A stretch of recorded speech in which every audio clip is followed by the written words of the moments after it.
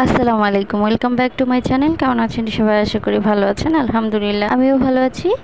তো আজকে আপনাদের সাথে শেয়ার করব কাজলি মাছ দিয়ে করলা দিয়ে রান্না করব। আমার খুবই পছন্দের। আমার যখন কিছু খেতে ইচ্ছে করে না তখন আমি করলা দিয়ে ছোট মাছ রান্না করি, খুবই ভালো লাগে, অসাধারণ।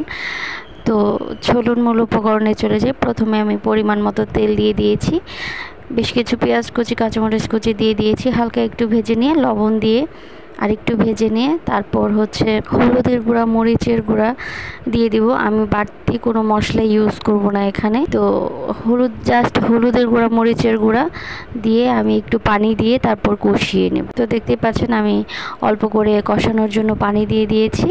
তো কষে গেলে এ পর্যায়ে আমি সমস্ত করলা আর একটা আলু দিয়ে দিয়েছি। তো সেগুলো আমি সেই সবজিগুলো দিয়ে আলু আর করলাটা দিয়ে ভালো করে কষিয়ে নেব। তো আমার ভিডিও আপনাদের ভালো লেগে থাকলে অবশ্যই লাইক কমেন্ট সাবস্ক্রাইব করে দিবেন।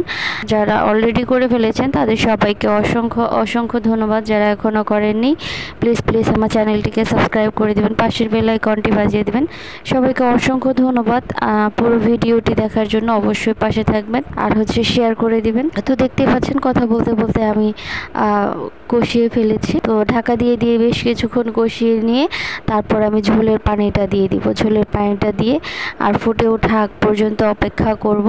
তো দেখতে পাচ্ছেন আমি ঝোলের পানিটা দিয়ে দিয়েছি। ঝোলের পানিটা দিয়ে এই পর্যায়ে আমি অপেক্ষা করব, বেশ কিছুক্ষণ ফুটে যাওয়া আগ পর্যন্ত অপেক্ষা করব। তারপর আমি মাছগুলো দিয়ে দিব,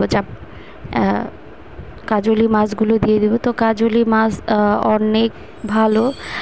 তো দেখতে পাচ্ছেন নদীর মাছ, আমাদের বাড়ির পাশে, শ্বশুরবাড়ির পাশেই যেই নদী আছে সেই নদীর মাছ, অসম্ভব মজা এই মাছগুলো। তো আমি দিয়ে আবার বেশ কিছুক্ষণ রান্না করে নিব। তো এই পর্যায়ে আমি ঢাকা দিয়ে দিব, ঢাকা দিয়ে দিয়ে রান্না করে নিব, বেশ কিছুক্ষণ রান্না করে নিব। তো দেখতে পাচ্ছেন কালারটা কতটা সুন্দর হয়েছে। আলহামদুলিল্লাহ আলহামদুলিল্লাহ, খেতেও খুবই ভালো হয়েছে। দেখতে থাকুন পুরো ভিডিওটি। তো ঢাকা দিয়ে দিয়েই রান্না করতে হবে। এ পর্যায়ে আমি লবণটা দেখে নিয়েছি, একদমই পারফেক্ট ছিল। তো যাই হোক, কথা বলতে বলতে আমার রান্নাও প্রায় কমপ্লিট হয়ে গিয়েছে।